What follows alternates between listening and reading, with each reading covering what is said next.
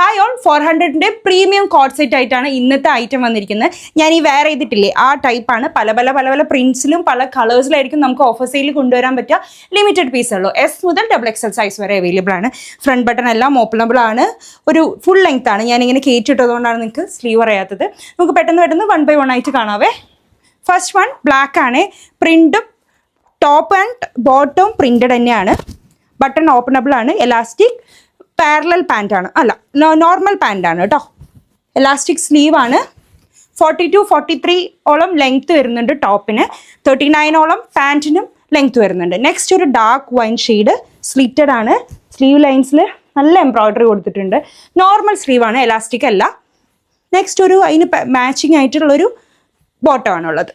Next നല്ലൊരു കളറാണ്. ഒരു ക്രീം ഷെയ്ഡല്ല, ഒരു ഒണിയൻ പിങ്ക് ഒക്കെ പോലത്തെ ഒരു ലൈറ്റ് ഷെയ്ഡാണ് കേട്ടോ.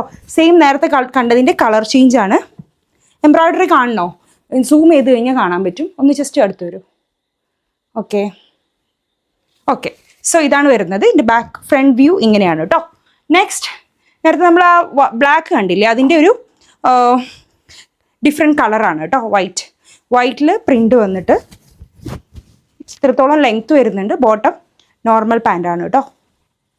ഓക്കെ, ജസ്റ്റ് 400 rupees മാത്രമേ ഉള്ളൂ. എസ് മുതൽ XXL സൈസ് വരെയാണ് കേട്ടോ അവൈലബിൾ ആയത്.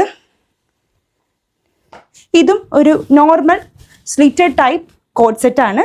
ക്രഷ് തന്നെയാണ് ഫാബ്രിക് വരുന്നത്. ബോട്ടം ഇങ്ങനെ എലാസ്റ്റിക് ആയിട്ട് നല്ല കംഫർട്ടബിൾ ആണ് കേട്ടോ. വെയർ ചെയ്യാൻ വേണ്ടിയിട്ട് വാഷ് ചെയ്ത് ഉപയോഗിക്കാം, ഒരു പ്രോബ്ലം ഇല്ല. നെക്സ്റ്റ് ഒരു ഡാർക്ക് ഗ്രേ ആണ് കേട്ടോ. ത്രെഡ് എംബ്രോയിഡറി സ്ലീവ് കൊടുത്തിട്ട് ബ്ലാക്ക് ത്രെഡ് ആണ് കേട്ടോ.